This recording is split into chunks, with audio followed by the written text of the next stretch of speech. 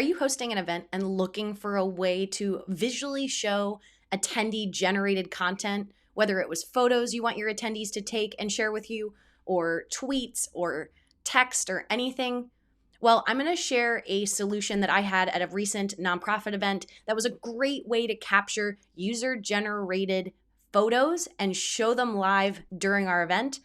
And it was free. And we love free, especially with nonprofit events. So this is an idea that you can take and apply to your next event.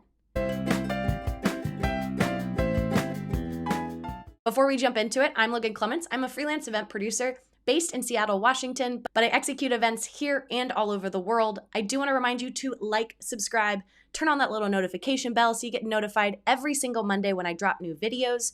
I'm also the co-host of the Better Events podcast with fellow event pro Mary Davidson. We drop new episodes every single Wednesday, and if you like these shorter videos that I do here on YouTube, you're going to love the podcast where we dive even more in depth into different event topics, everything from how to run an event business, landing your first client, things we wish our clients would know, talking about photography, marketing, you name it. A part of the events, we either talk about it ourselves or have a guest who comes on to help. So your ears might have perked up when I said free solution, but before I jump into that, I do want to talk a little bit of what I meant by attendee-generated or user-generated content.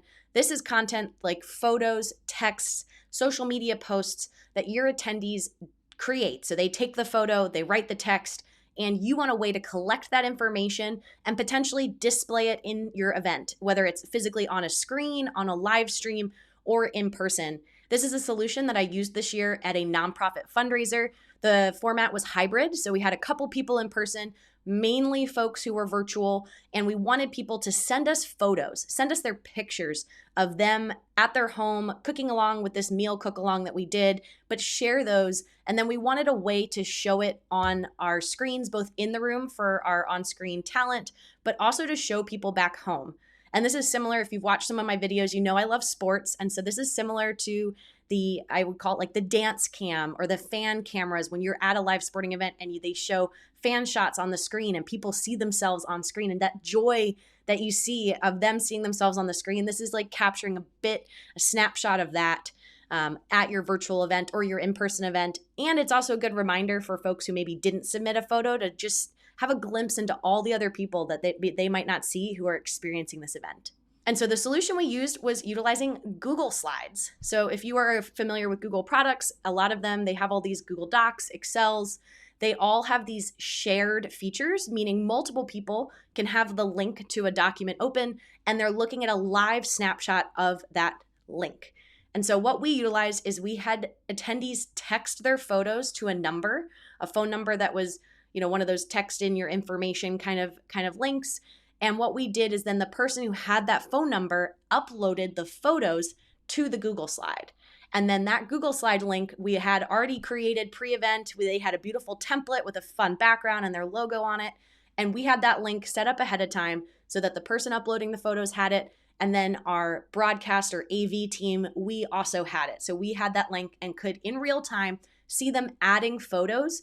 And they had so many photos, they had to add additional slides, which they just duplicated to add, to be able to capture all of these photos coming in. And this was it was free. There's a lot of content. You could find programs out there that will do this for you for a fee. Like if you post with a hashtag on Twitter or something like that, they'll pull all of that information for you. So this way we did it was a little more manual, but it was also free.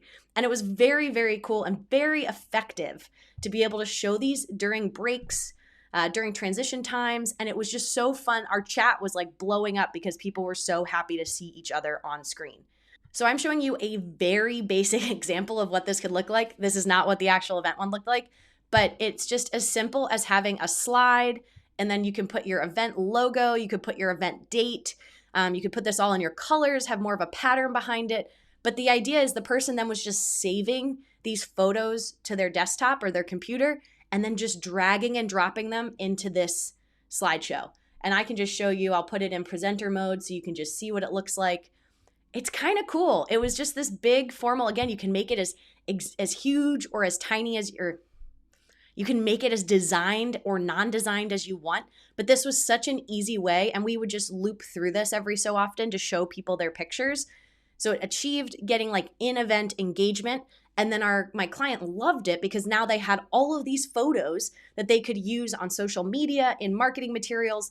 Just that was one of their goals from doing this a year before, was they didn't get enough photos. And so one, we were showing people the photos who submitted, so we're rewarding the people who participated. But then we also did incentivize people to send images, because once we did this once or twice, I think people then were like, oh, I want to see my picture on the screen. I'm going to text them a photo of me and my family sitting there and enjoying our meal. And so this is just a very simple setup, but one that I would say is so effective with creating something engaging for your attendees. You can copy this for doing it for social media posts. Again, it could be just screenshots or text if you're having people, submit it somewhere else on like your event app.